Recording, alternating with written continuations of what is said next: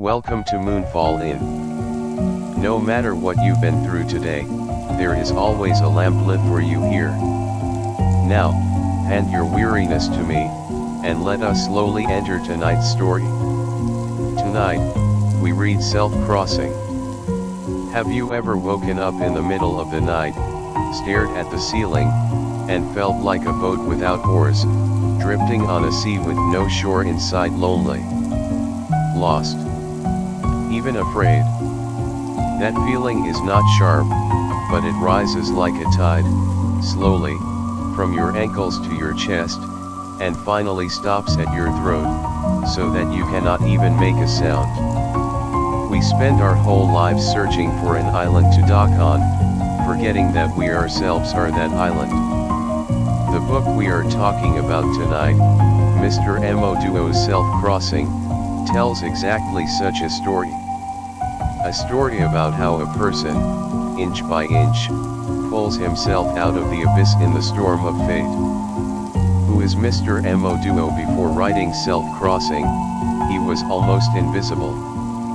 No photographs. Very few interviews. His text was his only face. All we know is that at the age of 40, he suffered a huge collapse in his life.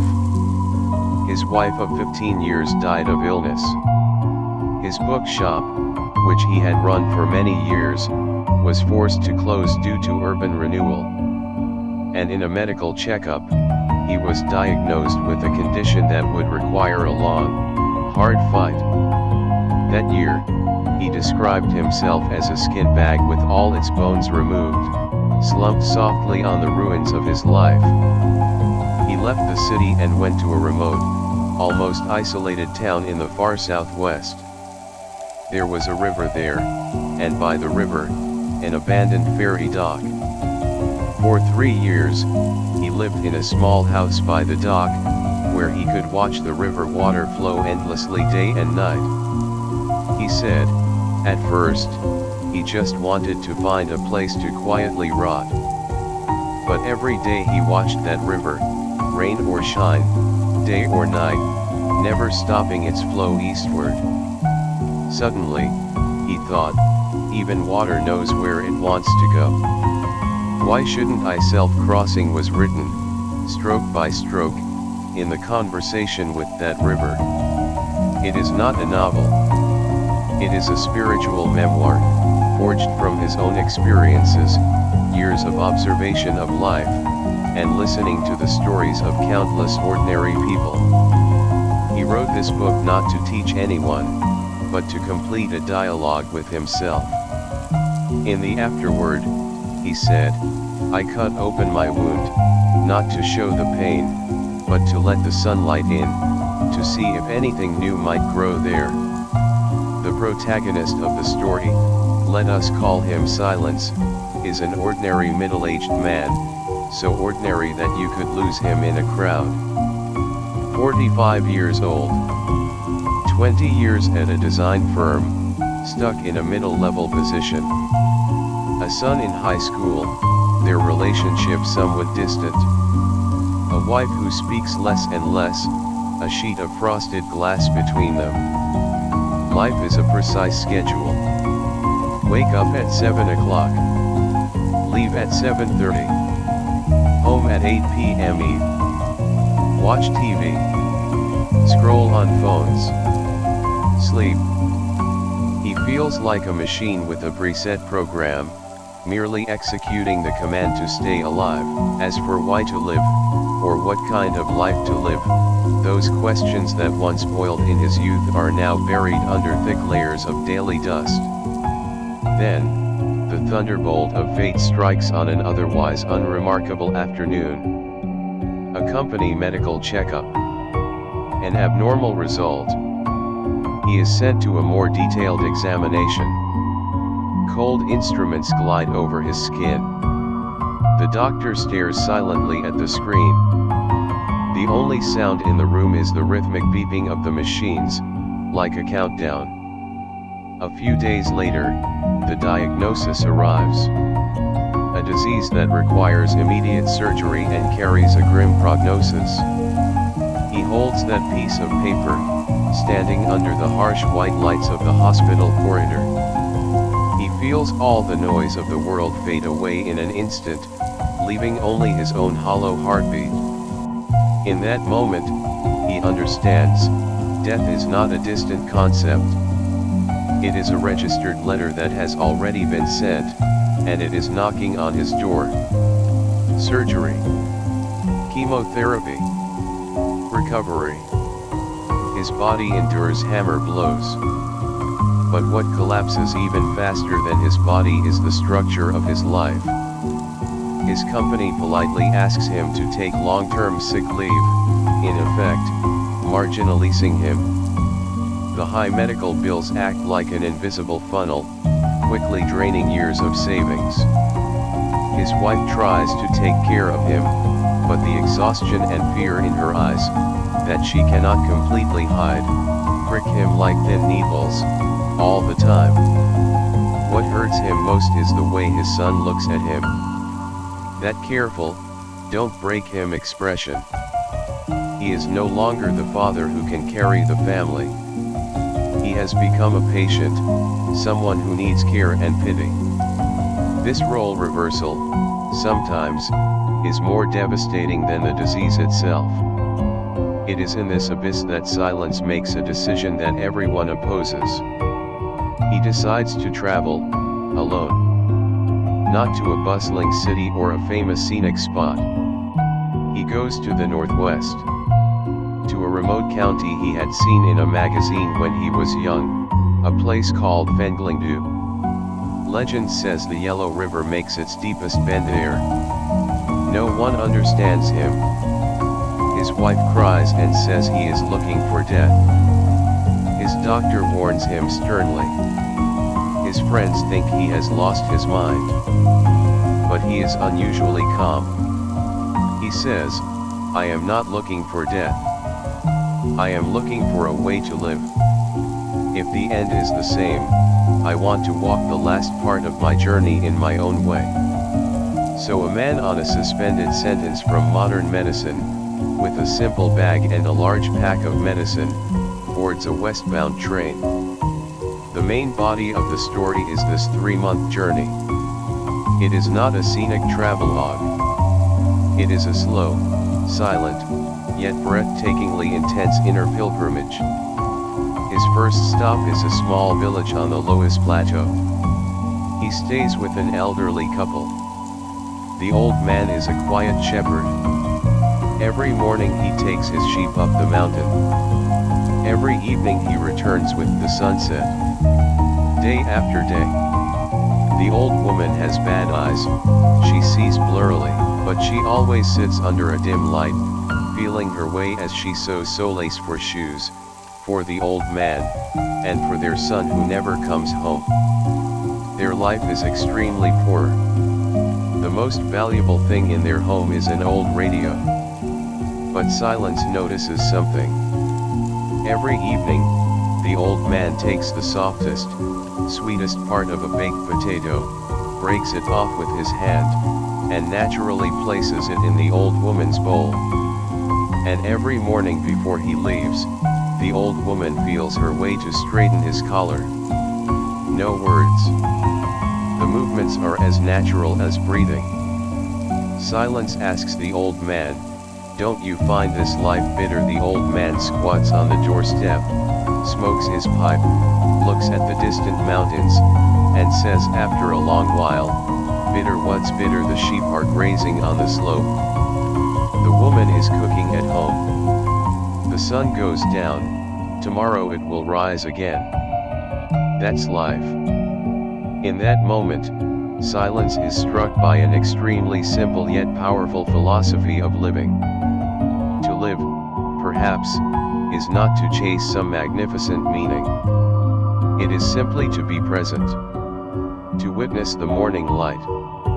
To feel the direction of the wind. To complete a silent act of giving and receiving. He continues west. On a desolate highway, the strap of his old backpack suddenly breaks.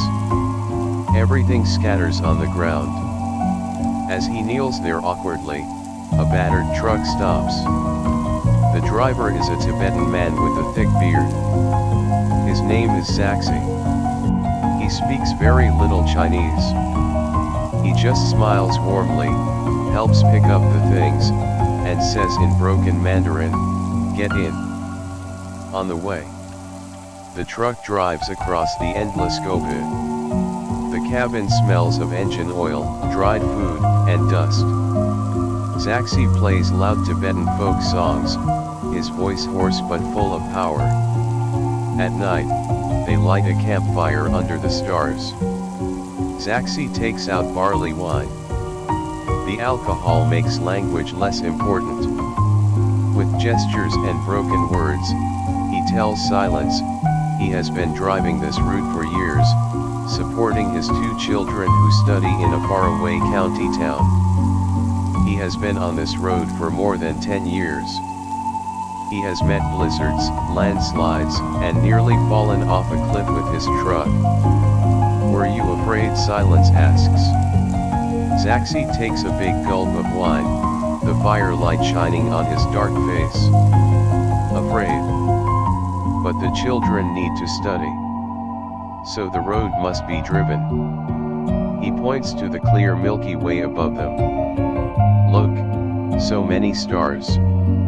There is always one shining on my home." Silence suddenly bursts into tears.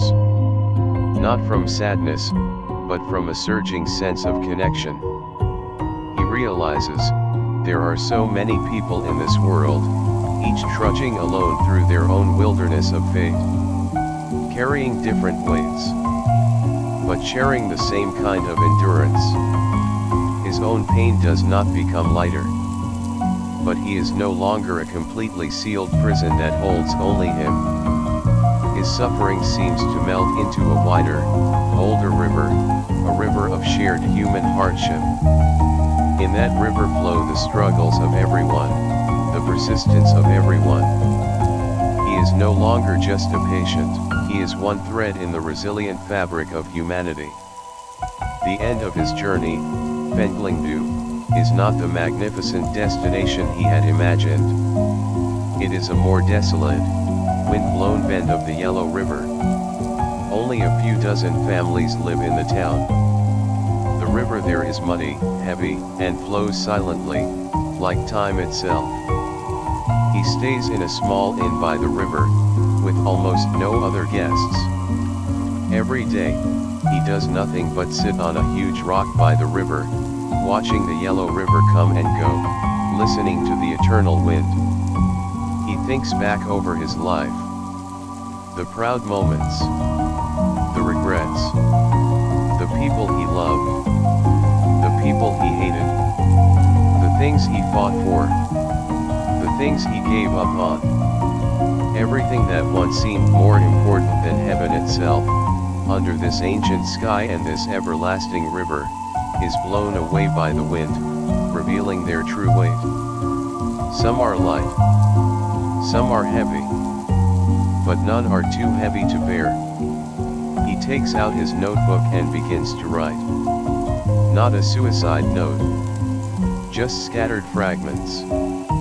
His mother warming his cold feet on a winter night. The side of his father's face when he bought him his first bottle of liquor with his first salary. The loud, clear cry of his son at birth. The steam rising from the porridge his wife made for him in the kitchen. Those small, warm, easily ignored moments, against the backdrop of death, suddenly shine with a blinding light. Like pearls in the dark. He realizes, his life has not been empty. He has possessed so many specific, tiny sources of warmth. They are the texture of his life. Just as he is about to turn back, to face everything calmly, a turning point arrives. The innkeeper, an equally quiet old man, after watching Silence sit by the river for days, hands him a rough wooden bowl and a carving knife. Just watching, water is still water. Do something, then the water becomes yours. Silence is stunned. Then he takes them. In the days that follow, he begins to learn carving. On pieces of wood he finds by the river, he carves what he sees. The shape of a cloud, the ripple of a wave, the outline of a stone. He cuts his fingers many times. His works are clumsy and childish. But when he is completely absorbed in the dialogue between the blade and the wood, he enters a state of flow he has never known. Time disappears. The fear of illness temporarily recedes. He is left with only this moment, this wind, this touch in his hands, this line about to take shape. After 3 months, he returns home. With a weathered face, a notebook full of writing, and a few rough wood carvings. He is not cured. The disease is still inside him. The challenges ahead are still severe. But something is fundamentally different. The scene in the book that shakes me the most, that leaves me breathless for a long time, is not the thunderbolt of diagnosis, not the hardships of the journey. It is the evening silence returns home. He pushes open the door. The house is quiet. The setting sun paints the living room in a warm amber glow. His wife is watering the plants on the balcony, her back to him, her figure looking a little thin. From his son's room comes the faint sound of music.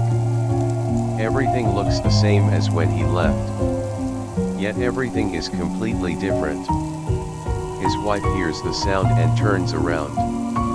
The moment she sees him, the watering can falls from her hand with a loud clang. Water slowly spreads across the floor. She does not rush toward him. She does not speak. She just stands there, staring at him, as if to make sure this is not an illusion. Her lips tremble slightly. Her eyes turn red at a visible speed, filling with tears, but she holds them back. Her expression is incredibly complex: shock, a hint of resentment, a collapse of relief after the fear recedes, and a fragile hope of something lost and found, yet not quite daring to believe. Silence does not speak either. He puts down his bag and walks slowly toward her. He reaches out, not for a hug, but very gently, with his thumb, he wipes away the single tear that finally falls down her cheek. That gesture, clumsy, unfamiliar, is filled with 1,000 unspoken words. Then he turns. His son is standing at his bedroom door, phone in hand, its screen glowing, lighting up his young, tense face. The son looks at him, with a searching gaze, a hint of strangeness, but deep down, a profound relief. Silence walks to his son. He does not ask, as he used to, "Have you finished your homework?" or "How were your exams?" He just reaches into his old backpack and pulls out the carving he spent the most time on, the one he made with the most care. It is a rough shape of 3 people, based on an old photograph. The lines are childish, but the posture of their embrace is tight and close. He hands this rough, almost ugly wood carving to his son. His son takes it, looks down. His fingers trace the uneven cuts. After a long time, he looks up. His eyes are bright. He says one word, "Dad." Just that one word. Nothing more. But in that one word, all the distance, the fear, the long waiting, the silent resistance, seems to melt, softened by the amber light of dusk. His wife finally walks over and silently picks up the fallen watering can. Silence walks into the kitchen, opens the refrigerator, just like on countless ordinary evenings, and begins to prepare dinner. The tap runs. The knife falls on the cutting board with its familiar sound. The oil sizzles in the pan, releasing its fragrance. The melody of life, after 3 months of silence, resumes. But everyone knows the melody has changed key. It is no longer an unconscious, numb repetition. It is a deeper, more cherished ensemble, one that has passed through silence and storm. Why is the scene so powerful? Because of its silence. No fierce arguments. No tearful confessions. No dramatic hugs of reconciliation. All the raging waves, in the moment the returned one and the waiting one meet each other's eyes, return to a deep stillness. True healing and reconciliation often do not lie in waterfalls of words. They lie in the deep pool of silence. It tells us, love is sometimes not a dramatic rescue. It is waiting quietly by the ruins, for you to climb out yourself. And then saying softly, "You're back." And returning is not a triumphant victory. It is simply learning, at last, to coexist gently with your broken self and with life. The title of this book, Self-Crossing, already points to its core. What is self-crossing? Mr. Mo Duo shows us, layer by layer, through silence's story. First, self-crossing is not eliminating pain, it is making peace with it. We always fantasize about a shore where we will be happy forever after. We think that crossing a difficulty means pain disappears. But silence's journey tells us, some pain, loss, illness, the finitude of life, cannot be solved. They are like your shadow. They are part of you. Self-crossing is not running frantically to escape your shadow. It is learning to turn around, to face it, to know it, even to walk alongside it. When you stop using all your energy to fight against the pain itself, you free your hands to touch the goodness that still exists outside the pain. Just like silence. When he accepted his identity as a patient, no longer ashamed or angry, he could see the sweetness of the potato the old man gave him. He could hear the vastness in Zaxby's songs. He could feel the strength of the wind by the yellow river. Making peace with pain is not surrender. It is a strategic shift of attention, from the reflection of suffering at the bottom of the well, to the sky above the well's mouth. Second, the turning point of self-crossing often hides in meaningless actions. Silence's decision to travel, to others, it seemed meaningless, even irresponsible. His wood carving was useless, could not be sold, could not be live-streamed. But it was precisely these seemingly meaningless things that saved him. Why? Because our rational mind, when faced with a huge trauma, often falls into a dead loop of logic traps. Why me? What did I do wrong? What will I do in the future? These questions have no answers. They only exhaust us. Meaningless actions, walking, observing, working, creating, forcibly pull us out of the whirlpool of our thoughts. They anchor us in physical sensations and present moment experience. When you feel the grain of a piece of wood with your hands, when you measure the hardness of the earth with your feet, your existence returns from a thinking patient to a living creature of the body. To be present is already a kind of meaning. Action itself is a weapon against nothingness. Mr. Mo Duo seems to be saying, when you do not know the meaning of life, first, go and live vividly. Experience. Create some small, concrete traces. Meaning will flow out of the cracks of those traces, like a stream, all by itself. Third, self-crossing is not a solitary practice, it is seeing yourself in the suffering of others. The reason Silence's journey was so crucial is that he stepped out of his own closed theater of tragedy and walked onto a much larger stage of human life. He saw the old shepherd's quiet persistence. He saw truck drivers axe's heavy responsibility. He saw the innkeeper's serene stillness. Everyone's form of suffering is different, but the core is the same. Under the uncertainty of fate, everyone tries to maintain a shred of dignity, to protect someone they care about. This act of seeing is redemptive. It makes you understand, you are not the only soul suffering in this universe. Your loneliness is understood. Your pain is placed in a larger narrative. You are not a pitiful exception. You are part of the human norm of resilience. This sense of connection gives birth to a strange kind of courage and compassion. Since everyone is crossing their own river, then so can I. My boat may be old, but I have my oar. Finally, and most importantly, the end of self-crossing is not becoming a superhuman, it is becoming a human again. A more whole, more real human. When silence returns, he has not become a winner in life. The disease is still there.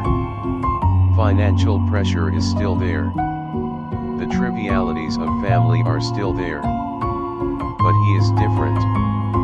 He no longer runs from silence, he can feel companionship in silence. He no longer fears fragility, because he has seen the power that bursts from the depths of fragility.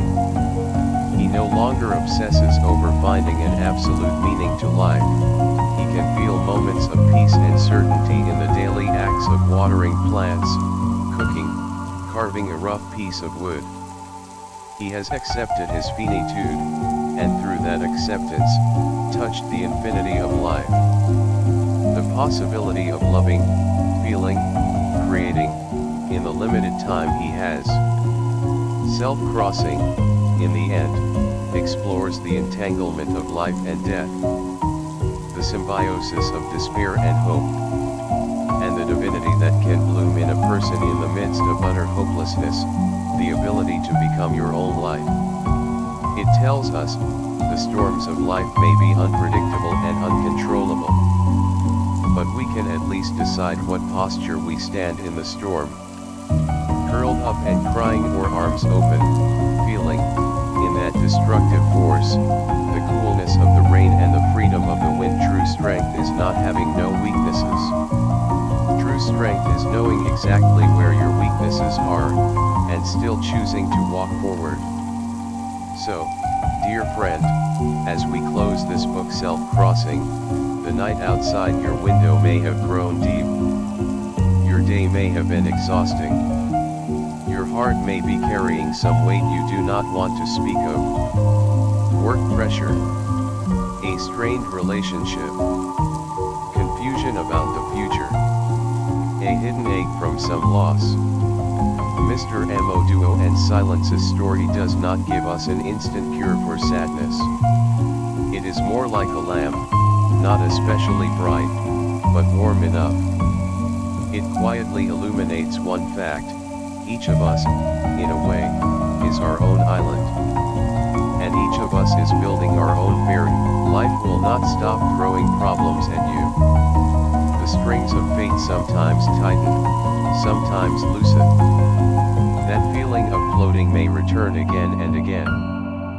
But this story wants to gently tell you, it's okay.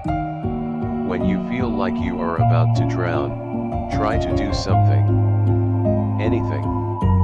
Even just stand up and pour yourself a glass of warm water. Walk to the window and take a deep breath. Scribble a few random words in a notebook. Use these small, concrete actions to ferry yourself from the swamp of your thoughts to the shore of the present. Pay attention to the veins of a leaf. Listen to a piece of music you love. Finish a small task in front of you. In action, you will feel again your control over your body, your participation in life. You will remember, you are not only a receiver of circumstances, you are also a giver of meaning. We spend a lifetime learning how to wrestle with life, how to reconcile with ourselves. There is no map for this road. Everyone's course is different. But self-crossing gives us one kind of courage, the belief that the deepest waters can reflect the brightest stars. That the most painful places may grow the most resilient strength. Finally, I leave you with a question, and I leave it to myself as well. In the river of your life, has there been a moment when you felt that you had to become your own ferryman, and that time, how did you, inch by inch, cross yourself to the other shore? May we all, on our separate voyages, find our own oars. Good night.